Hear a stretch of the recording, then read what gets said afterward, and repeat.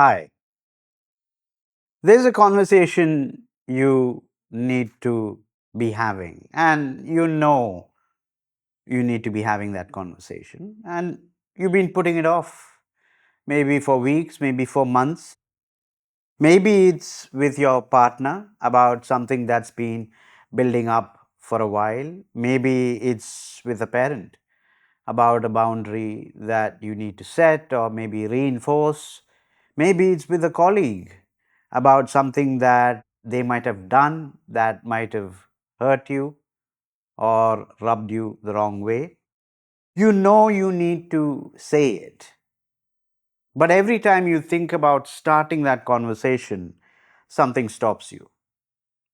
The dread, the what if it goes badly kind of feeling, kind of pops up in your mind, crops up in your mind. Doubt comes into your mind. The image of the argument, the defensiveness, the damage you fear, all of these things stops you from actually having that crucial conversation. So you keep putting it off again and again. And the longer you put it off, the heavier the matter actually gets. So here's the thing, the conversation, that conversation isn't going to become any easier by you putting it off or waiting. It's in fact only going to become harder because unspoken things don't just disappear, do they? They fester, they stew. And what could have been a single difficult conversation becomes a pattern of accumulated resentment. That's what it becomes. I'm Rahul from the Huddle Institute of Psychology, Philosophy, and Spirituality. And this is episode 5 of season 3. Today, we are going to be tackling the thing that most people dread in relationships, and that is how to have a difficult conversation without making matters worse. So, let's jump in to the episode.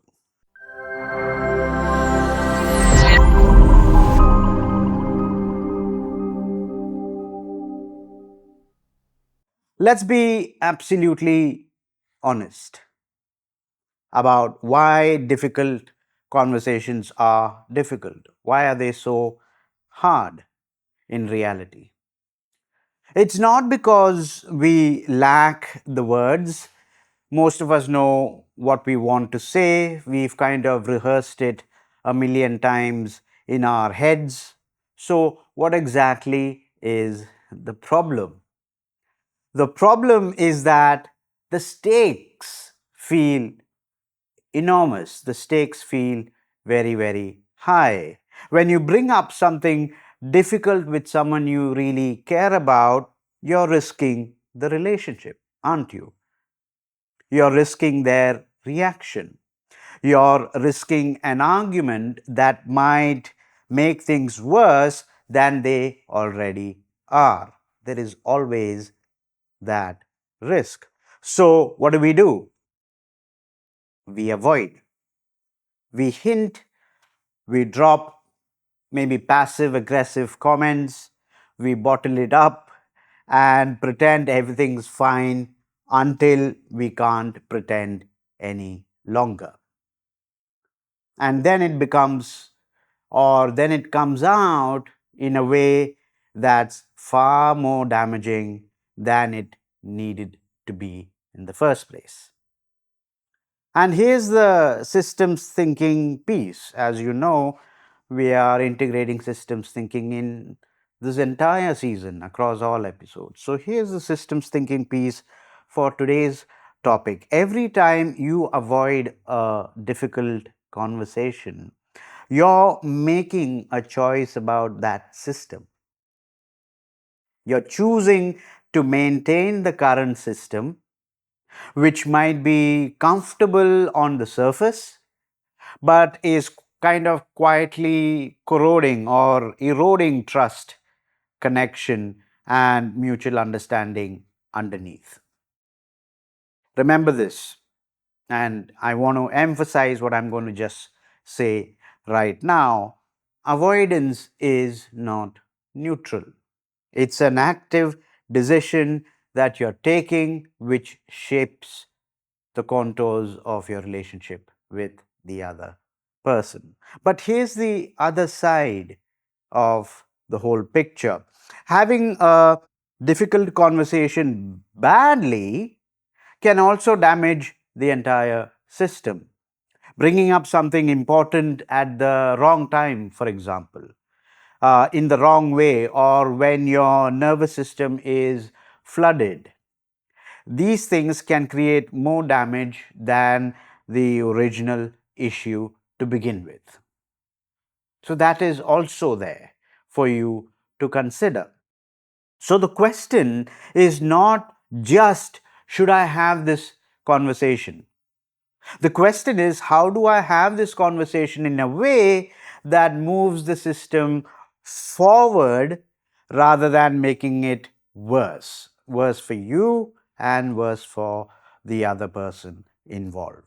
That's what this episode is really going to be about. So, not just whether to speak up, but how to do it in a manner, how to do it in a way that actually leads you to somewhere more productive.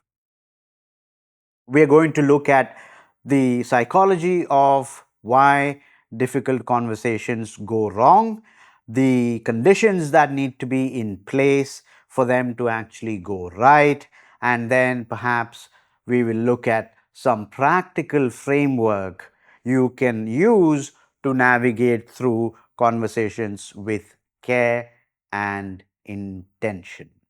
All right. So let's begin with the psychological framework.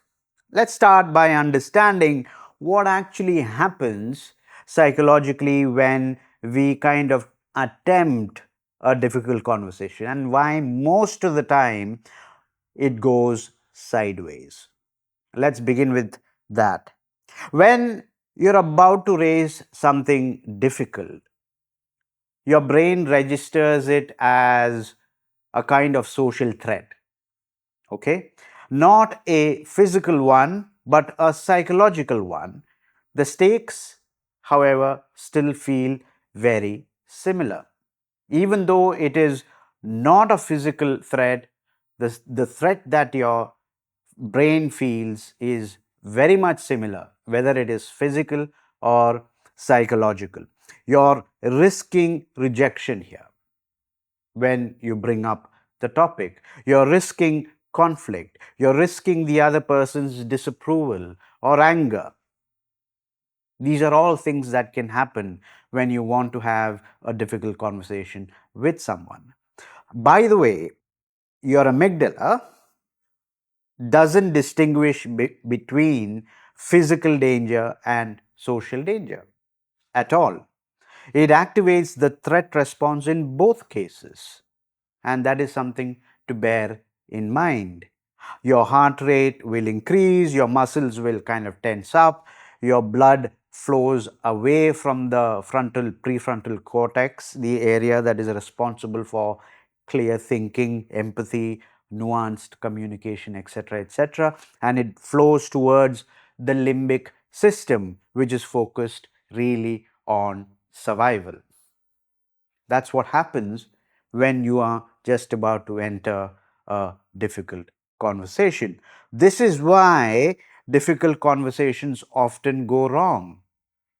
This is why they go wrong from the very first sentence, because we are already activated before we open our mouths. That's the problem. And an activated nervous system produces activated communication. You shouldn't be surprised with that. And what is an activated communication, well, it can be rather blunt, defensive, hostile, and that's not a great start to have or to begin that conversation around a topic that is supposed to be very, very important. So, let's dive in a little bit deeper. John Gottman's research identified one of the most critical in factors in whether a difficult conversation succeeds or whether a difficult conversation actually fails. And what is it? It all kind of depends on how it begins. So, Gottman identified two ways that you can kickstart your conversation with someone. One he called a soft startup, and the other he called a harsh startup. They are rather self explanatory, but let me quickly tell you what they are. A harsh startup leads or starts with criticism, blame, or some kind of accusation. It might sound something like this: we need to talk about the fact that you never ever listen to me when I try to explain how I feel. So that's a harsh start to the conversation because it clearly starts with criticism, blame, and accusation. The underlying need, Even if my underlying need is completely valid, the harsh startup immediately puts the other person on the defensive, right? Their nervous system automatically activates because they feel it and they receive it as a threat, and they go into protection mode. They go into a defensive mode.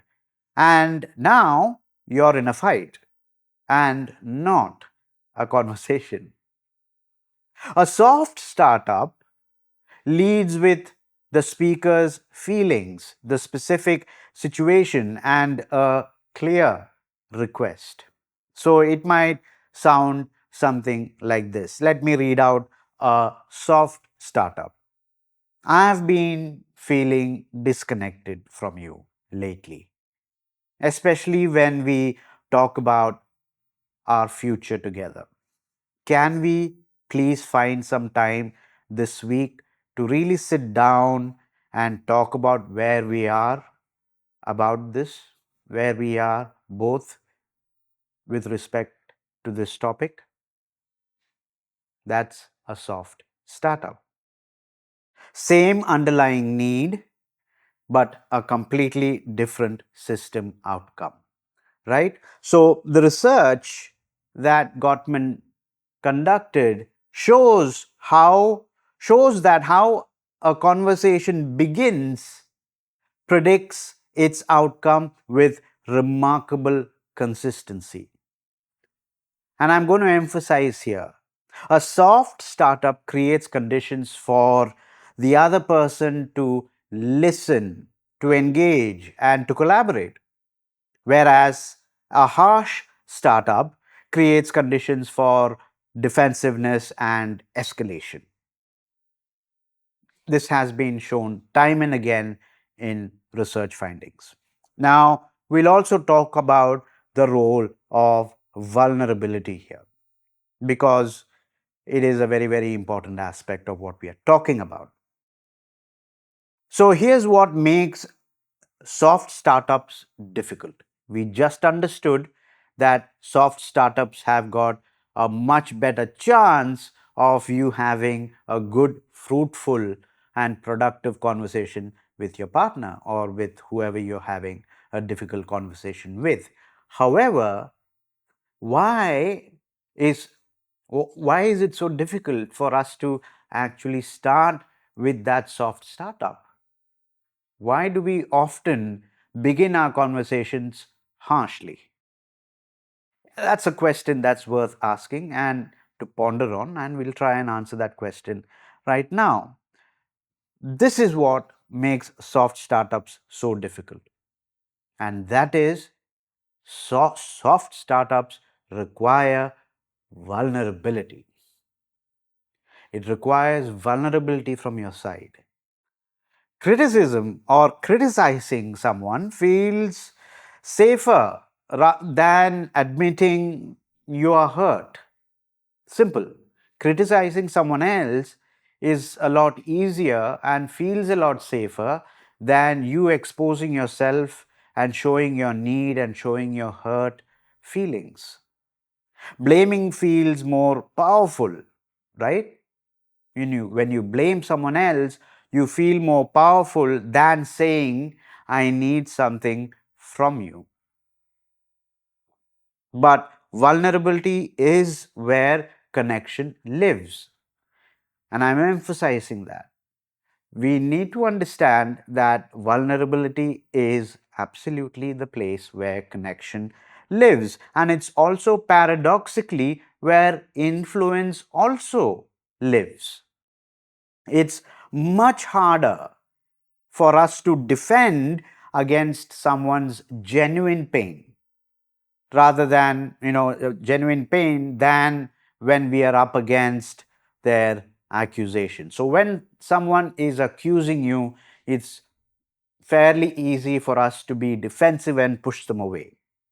But when someone's coming up to you with their genuine hurt feelings, it's usually a lot more difficult for us to push them away. And it invites us to sit down with them and really understand their point of view. And that is the beginning of the conversation. But that's the importance of vulnerability. So when you say things like, I feel hurt, you're inviting empathy. When you say, you're being hurtful, you're just inviting defensiveness. That's the difference. That's the fundamental difference. And that is why being vulnerable is important, and that vulnerability is what allows you to have a soft startup which empowers you to have a productive conversation with whoever you want to have a conversation with. But let me emphasize also that this doesn't mean you should swallow your anger or pretend that everything is absolutely fine. Not at all. It means leading with the feeling beneath the anger, because that's what the other person actually needs to hear if you want the other person to respond well. That's what it really is about. The other thing that is really, really important here is timing. Timing matters. One of the most underestimated factors in difficult conversation is when they happen, when they occur. Raising something difficult when both persons are calm, or when both of you have time and are in relatively secure emotional state, the conversation has a really good chance of going well. It's needless, we can imagine that, right? We needless to say that if you're in a good emotional space, if you have time, if you're less stressed, and if you're calm, then the chances of the conversation going well are pretty high. On the other hand, raising something difficult when one of you or maybe both of you are stressed and rushed and tired and emotionally depleted, then, well, the chances of the conversation going well are significantly lower. So, timing absolutely matters. So, this, however, is not about waiting for the perfect moment, because that never arrives. There is no perfect time, but it's really about choosing a moment that's good enough. Good enough. One where both persons' nervous systems are regulated enough to actually hear each other. That's a little bit about timing, but timing absolutely does matter. Now, let's take a look at difficult conversations through a systems thinking lens, because understanding system dynamics is what separates productive conversations from destructive ones. Now, let's talk about the structure. Conversation structure shapes your system outcomes. What do I mean by that? Let me explain. A conversation is not simply an exchange of words.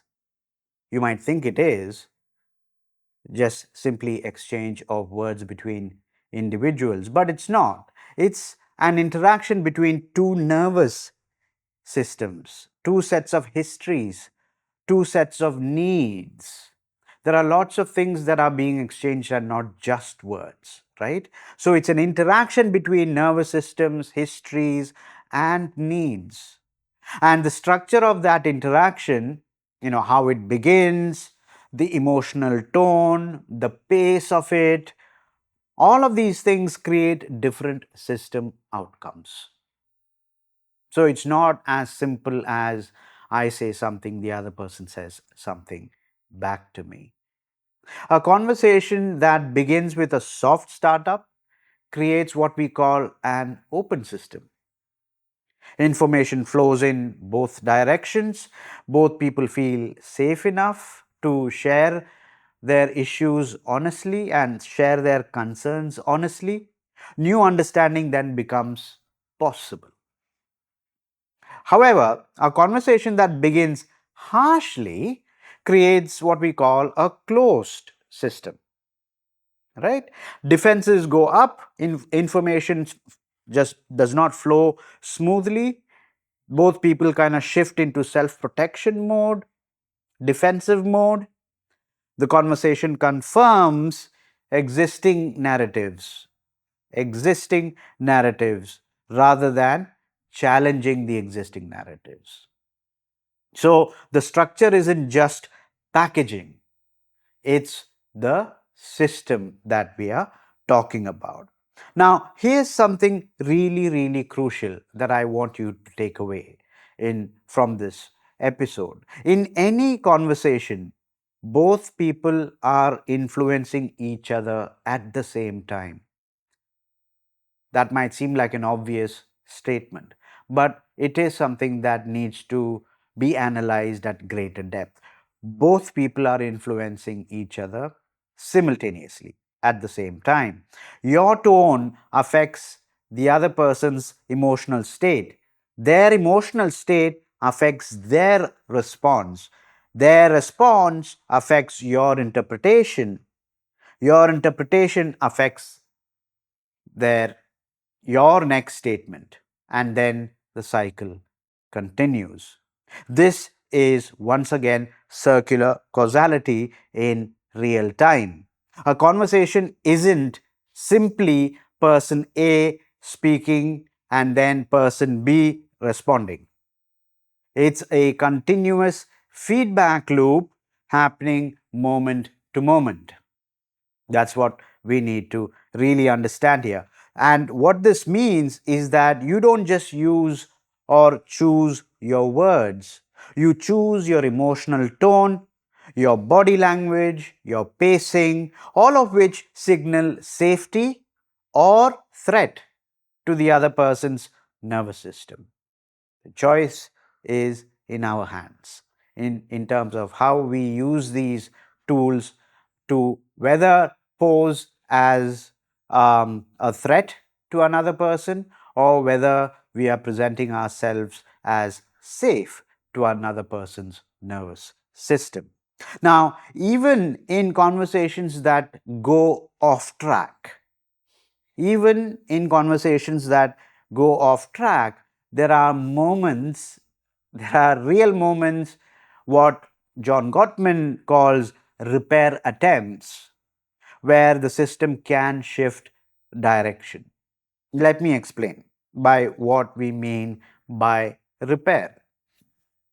A repair attempt is anything that says, I want this to go well. Let's start again. Let's reset. A repair is anything that says, I want this to go well, so let's start again. So something like, oh, wait, I didn't mean it like that. I'm sorry, that came out harsh.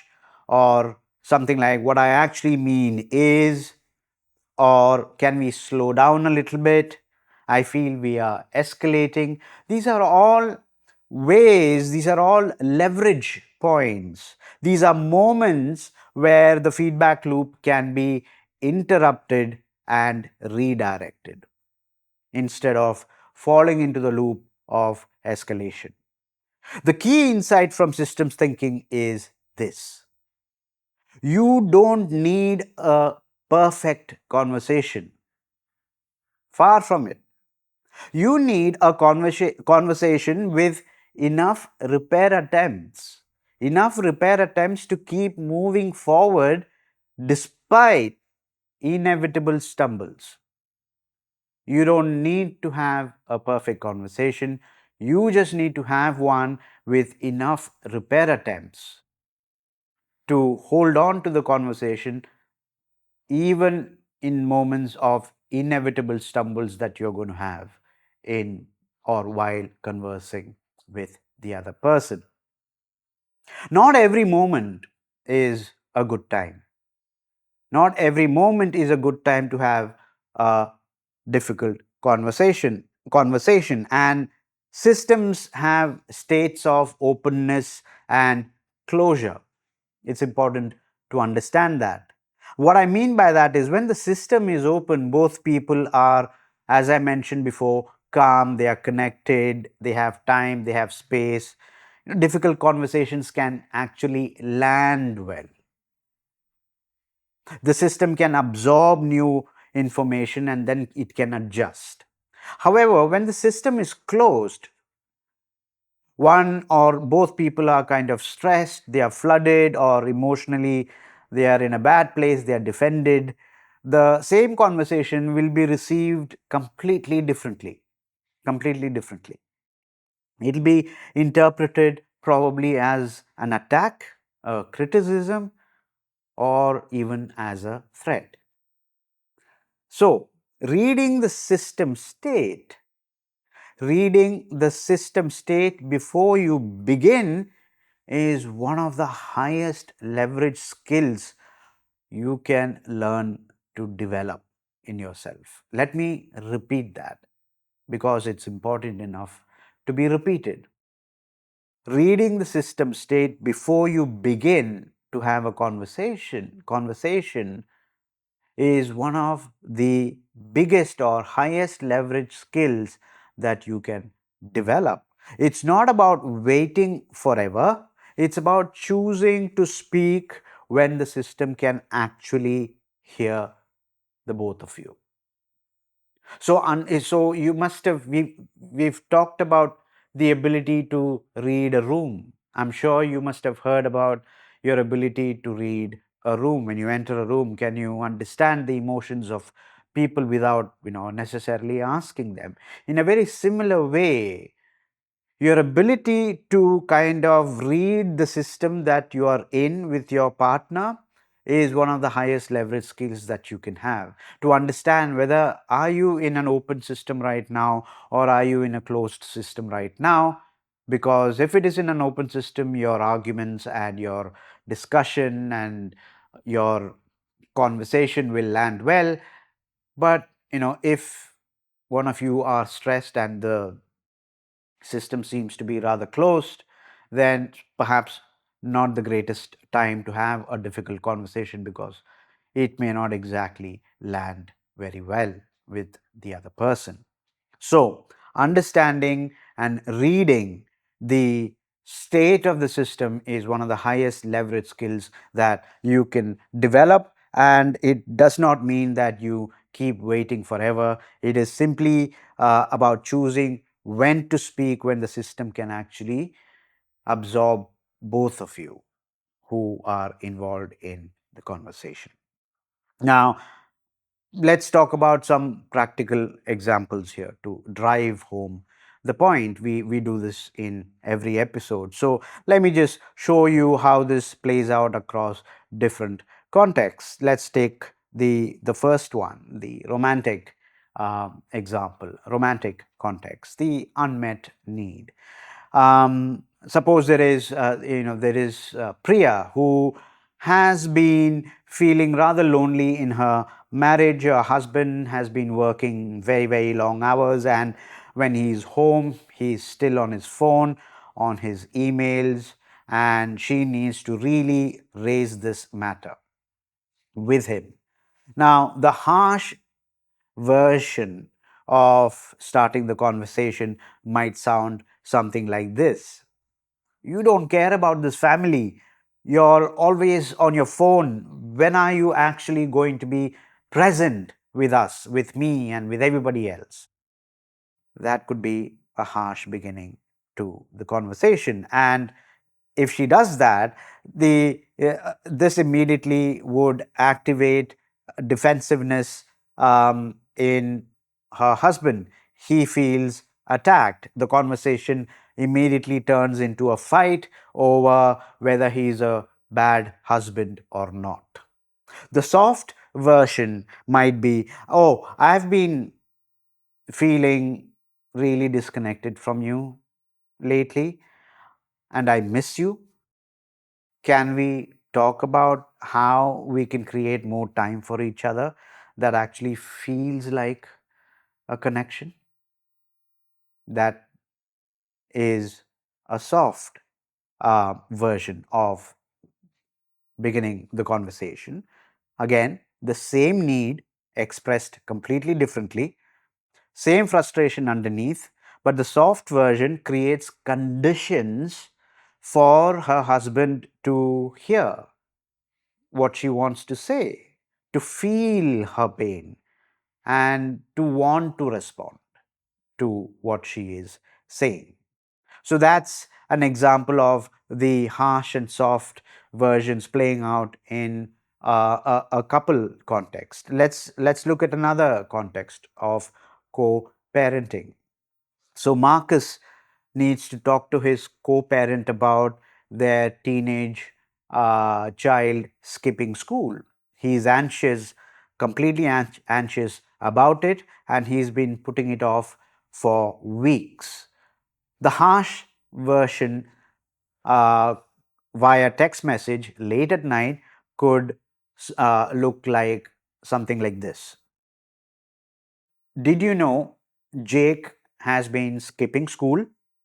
This is exactly why he needs more structure." That's a harsh start.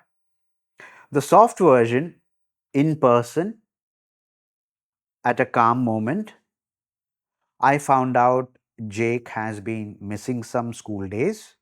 I'm worried about him. And I think we need to kind of figure out together what's going on and how we can support him." Same thing. The same need expressed differently. The first creates blame and defensiveness, the second creates collaboration. Right? One more example: workplace. Chen needs to raise with her colleague. His last minute changes to shared projects are causing stress in the entire team. So, the harsh way to begin might sound like this: "Your constant last minute changes are making everyone's job harder. You need to really stop doing this." Harsh. The soft version: "I want to flag that when project scope changes at the last minute, it creates a real crunch for the team. Can we talk about how we can build in more buffer time or communicate changes earlier?" Same point, different styles. Same issue, different system outcome. So you get the hang of it now. So here's the framework, not a script for you to kind of memorize, but a structure you can adapt to any difficult conversation. So I'd like you to take notes if you can, but this is a structure that can really help you in any kind of difficult conversation. First step number one is to prepare yourself. Goes without saying, I know, but it is important to prepare yourself. What I mean by that is before you think about what to say to the other person, work on your own state. Work on your own state. Ask yourself some important questions. Number one, what am I actually feeling? Not just angry. Beneath the anger, what's there? Is it hurt? Is it fear? Is it disappointment? It's something that you need to clarify. Secondly, what do I actually need? Not what I not what do I want them to stop doing necessarily, but what do I need to feel? That is something that you will need to clarify. And finally, what outcome am I hoping for? Is it resolution? Is it understanding? Or is it a change in behavior? Or maybe just to be heard? It could be any of these things. So ask yourself these questions and work on your state. That is what preparing yourself is all about. This self preparation kind of does two things. It clarifies your needs and helps you move from reactive anger to intentional communication. Reactive anger to intentional communication. And it helps you move from, and it helps you clarify your needs and helps you move from reactive anger to intentional communication. So that's step one. Step two is choose the right moment. We talked about this a while ago. Ask yourself, are both of us calm enough to actually listen to each other? Do we have enough time or will this feel rushed? And thirdly, are we in a reasonably connected state or are we already in conflict about something else?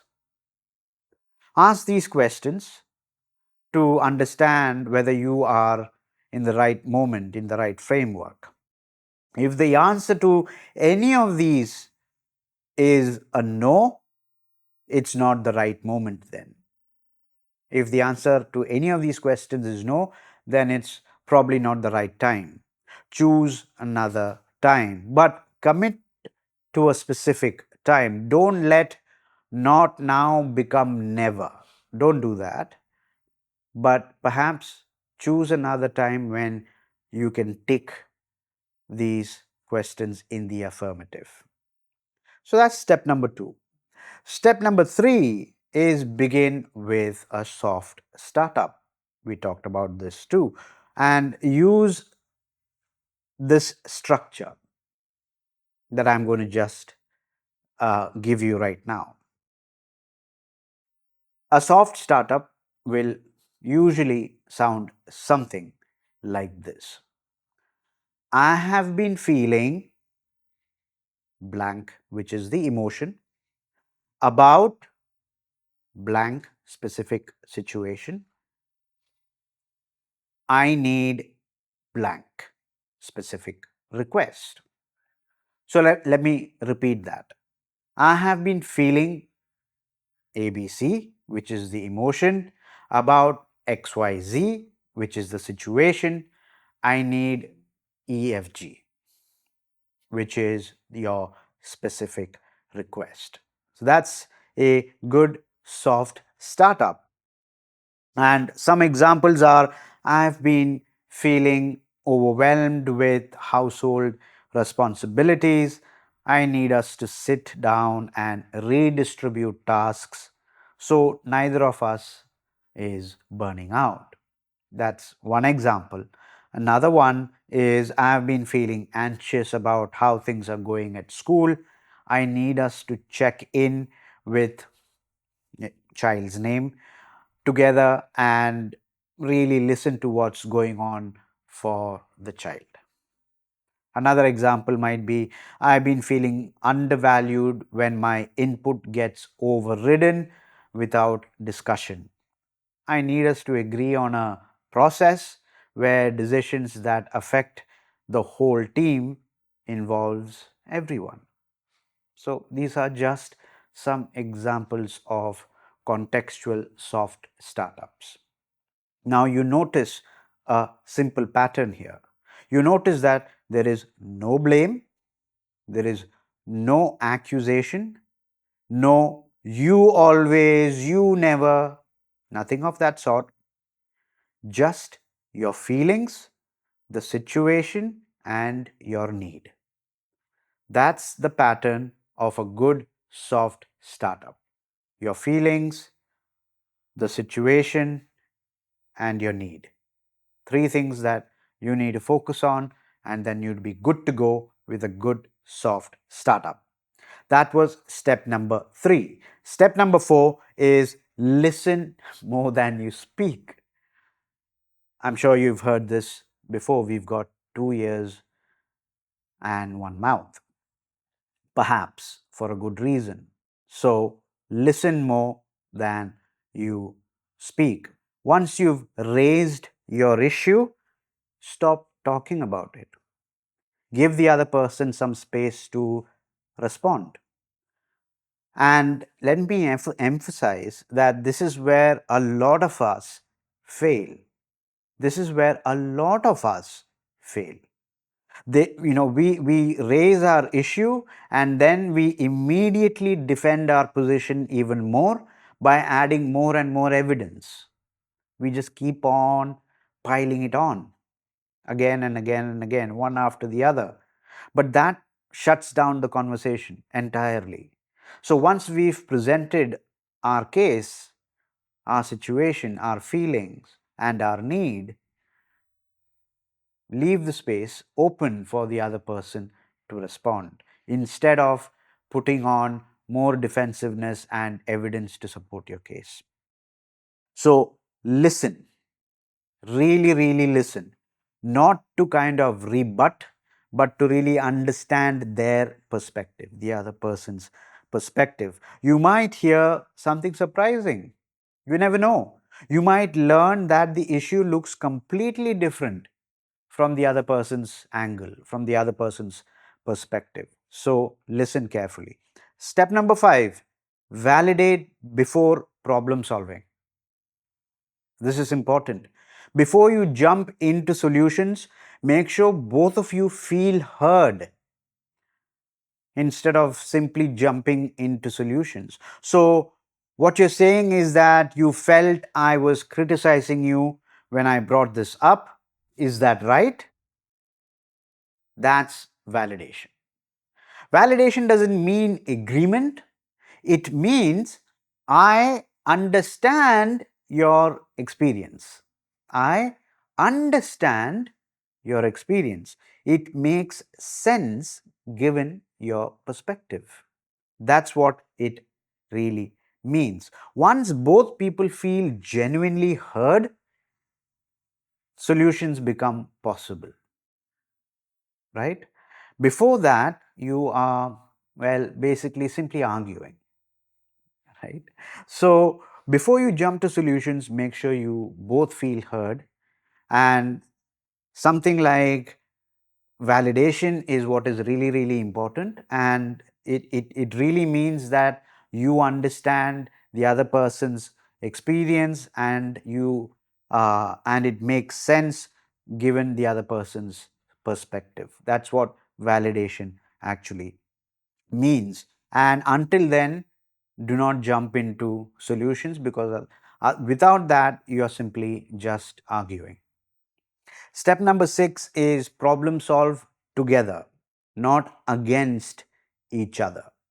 This too is a very, very important point. Now and only now, move to finding a way forward after you have done the validation.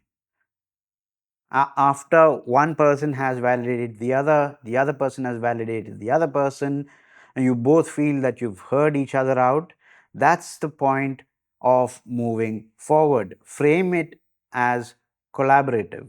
Given what we've both shared, what would work for both of us?